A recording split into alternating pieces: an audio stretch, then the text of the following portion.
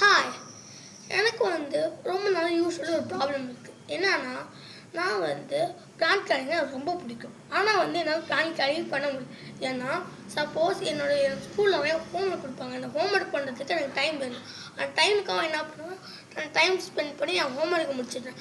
ஆனால் time spend பண்ணி homework முடிக்கிறதுக்குள்ளே என்ன ஆகுது, ஃபுல் டைம் போயிட்டு நைட்டு தூங்க டைம் வரைக்கும் வந்துச்சு.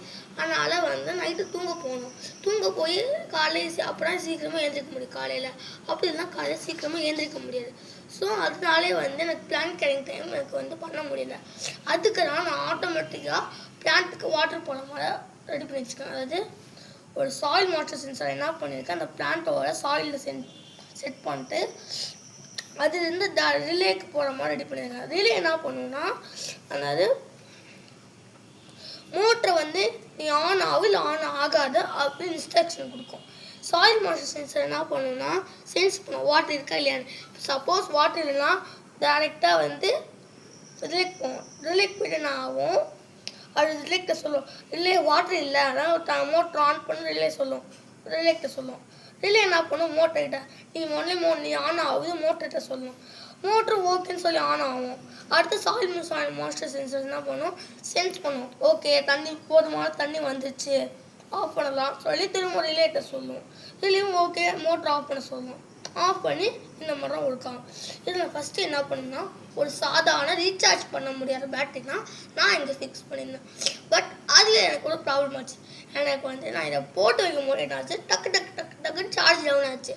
சார்ஜ் டவுனால் என்னால் எஃபிஷியண்டாக யூஸ் பண்ண முடியல. அதுக்காக நான் என்ன பண்ணேன், ரீசார்ஜபிள் பேட்டரியாக நான் மாற்றினேன்.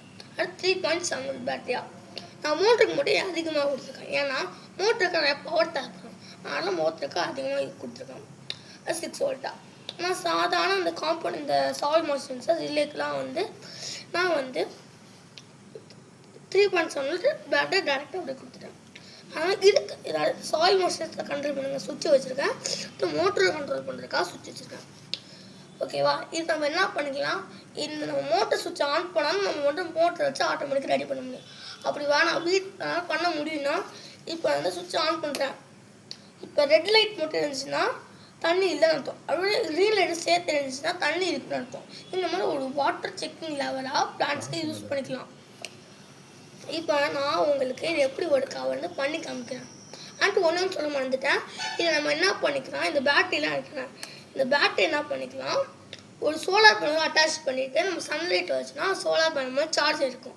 அது மாதிரி யூஸ் பண்ணி நம்ம எஃபிஷியண்ட்டாக ஒரு 1 or 2 months யூஸ் பண்ணிக்கலாம். ஏன்னா சோலார் பேனலை வச்சு திரும்ப ரீசார்ஜ் பண்ணிட்டு யூஸ் பண்ணிட்டு இருக்கலாம்.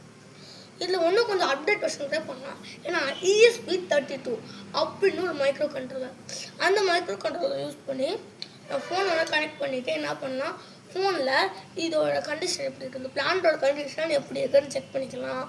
அண்ட் ஆட்டோமேட்டிக்காக நான் சொல்லாமல் தண்ணி ஊற்றணுமா நம்ம ரெடி பண்ணிக்கலாம். அந்த கண்டிஷன் பார்த்து கூட நம்ம தண்ணி ஊற்றலாம். இந்த மாதிரியாக கூட நம்ம செட் பண்ணிக்கலாம் அந்த ESP32 வச்சு. ஸோ இந்த மாதிரி நம்ம அப்டேட் பண்ணிட்டே போகலாம்.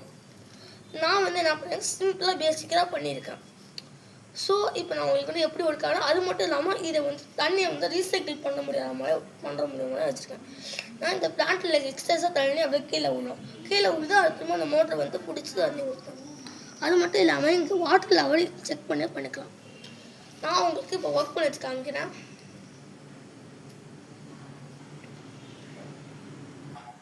ஸோ இதுக்குள்ளே இந்த மாதிரி தான் நான் செட்டப் பண்ணியிருக்கேன். இங்கே எவ்வளோ தண்ணி இருக்கோ அதே லெவல் தான் இங்கே தண்ணி இருக்கும். அதனால் நம்ம செக் பண்ணிடலாம் உள்ள மோட்டர் தான் எப்படி இருக்கும். இப்போ நான் ஆன் பண்ணுறேன். இது ஆக்சுவலி வெட்டாக தான் இருக்குது. அதனால் அதாவது ஈரமாக இல்லை, அதனால் தண்ணி ஊற்ற தேவையில்லை. இப்போ நான் இதில் வைக்கிறேன். இந்த பாட்டில் இருக்கிறது வெட்டாக இருக்குது. ஓகேவா, வாட்டர். அதனால் சிக்னல் காட்டுது. இப்போ நான் எடுத்துட்டேன், வெட்டாக இல்லை, ஆனால் சிக்னல் காட்டல. இப்போ நான் மோட்டரையும் ஆன் பண்ணுறேன். இப்போ நான் இதில் வைக்கிறேன், வச்சுட்டு மோட்டர் ஆன் பண்ணுறேன். ஒரு கால் இப்போ நான் எடுத்துகிட்டு ஆன் பண்ணுறேன். உங்களுக்கு லைட்டாக சவுண்டு கேட்கும், தண்ணி ஊற்றுது. அது என்ன சென்ஸ் ஆகிடுச்சு, ஆனால் கனெக்டிவிட்டி இல்லாதனால என்ன இருக்கு, கனெக்டிவிட்டி இல்லை. ஸோ நம்ம என்ன பண்ணணும், அதாவது ட்ரை ஆகிடுச்சுன்னு நினச்சிட்டு தண்ணி ஊற்றுது. அதுவே வந்து ட்ரையாக இருக்கிறதுனால அது இதுக்கு நம்ம சென்ஸ் பண்ணணும்னா இது ட்ரையாக இருக்குது வெட்டாக இருக்குது. இது ட்ரையாக இருக்குன்னு சென்ஸ் பண்ணதுனால பண்ண முடியல. அதுவே நான் இதில் ஃபிக்ஸ் பண்ணி வைக்கிறேன்.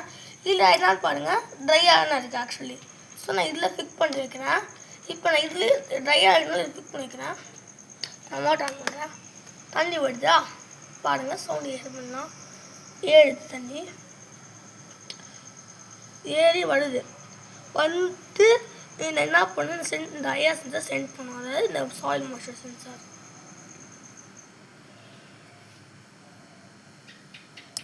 சென்ஸ் பண்ணிட்டு ஆஃப் பண்ணிடுச்சு. அது இந்த சாயில் எப்போ வந்து திரும்பவும் ட்ரை ஆகுதோ அப்போ ஆட்டோமேட்டிக்காக மோட்டர் ஆன் ஆகும். அவ்வளோதான்.